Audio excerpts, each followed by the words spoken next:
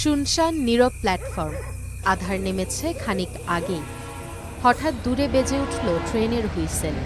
শুরু হলো কুলিদের হাঁকডাক। এর মাঝেই ভেসে আসে সুরেলা এক কণ্ঠ। খালি গলায় গান গেয়ে চলছেন ৩০ বছর বয়সী এক নারী।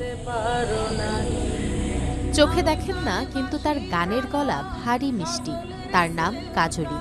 চোখের আলো হারালেও গানই এখন তার বেঁচে থাকার অবলম্বন।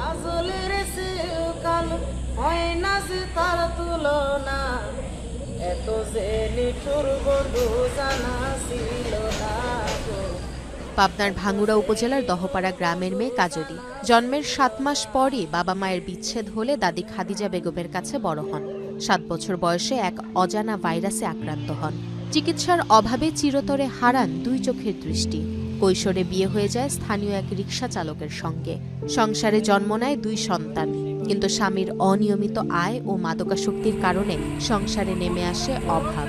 জীবিকার তাগিদে তখন ট্রেনে গান গাওয়া শুরু করেন কাজলি। স্বামীর নির্যাতন বাড়তে থাকলে ২০১০ সালে তাদের বিচ্ছেদ হয়।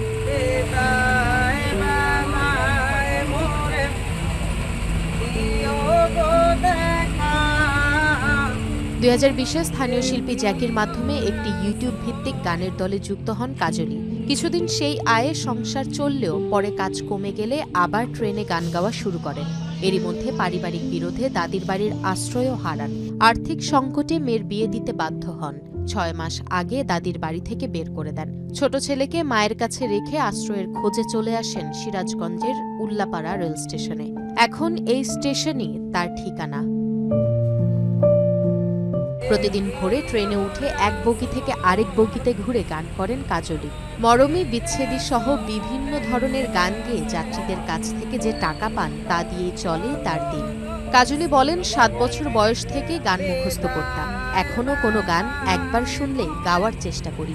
তিনি বলেন, আগে ট্রেনে গান গেয়ে দিনে ৫০০ থেকে ১০০০ টাকা আয় হতো। এখন দিনে ২০০ থেকে ৩০০ টাকাও হয় না।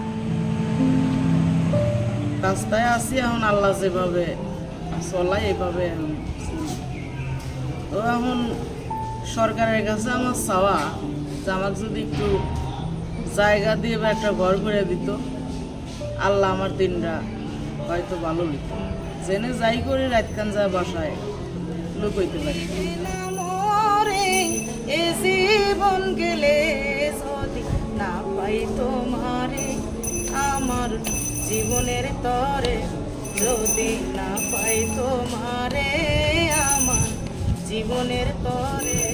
দিনের শেষে রেল স্টেশনেই রাত কাটে কাজলির, কিন্তু রাত নামলেই বাড়ে অনিরাপত্তা। দিন শেষে ট্রেন থামে, যাত্রীরা ঘরে ফেরেন, কিন্তু কাজলির জীবনযুদ্ধ থামে না।